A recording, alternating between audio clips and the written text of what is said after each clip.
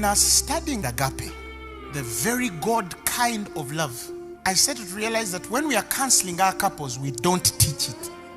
What was the original idea of why God creates marriage? The concept, Corinthians 13. He says, if I can speak in tongues of men and even of angels, but have not agape, I'm only a lousy gong and clanging cymbal. If I have sufficient faith so that I can remove mountains, make lame men walk, but have not agape, I am nothing. He says, and if I dole out all that I have to the poor, food, and if I surrender my body to be burned, or in order that I may glory, but have not agape, then I gain nothing. Now he's defining agape. He says, agape endures long. Agape is patient. Agape is kind. Is never envious, nor boils over with jealousy. Agape is not boastful. Agape is not vainglorious. Agape does not display itself haughtily. Agape is not conceited. It's not arrogant and inflated with pride. Agape does not insist on its own rights or its own way. For it is not self-seeking. It is not touchy or fretful or resentful. It takes no account of evil done. Listen, it pays no attention to a suffered wrong. Agape bears up under anything and everything that comes. When you understand agape, we are not even supposed to cancel over the most obvious. Why don't you love your wife? How can you say you don't love your wife when agape, God, is in the equation? It's not possible. God, who is love, can't tell me that this is my wife and I don't love her. It's not possible. Because he's love. And because he's love, my wife should never feel a day that I don't love her. Because I know God. If you're not ready for agape, if you think it's just a feeling, you wasted your time. As Christ has loved the church and gave himself for it, that he might present it blameless and without fault. His words evoke her beauty.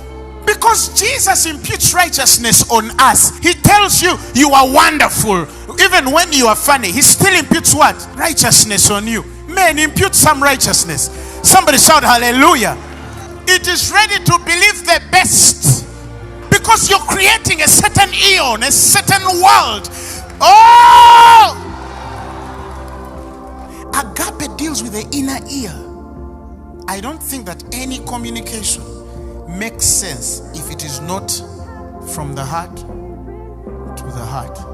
Psalms 12 verses 1. He says, help, Lord, for the godly man ceases, for the faithful fail from among the children of men. They speak vanity, everyone with his neighbor, with flattering lips and with a double heart do they speak. That means when a man's heart is double, he will not speak faithful.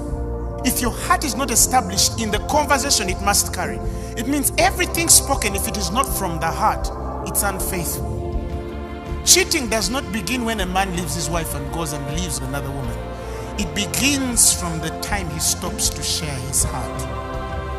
And the other way is true too. That if a woman has not opened her heart to you, she's unfaithful.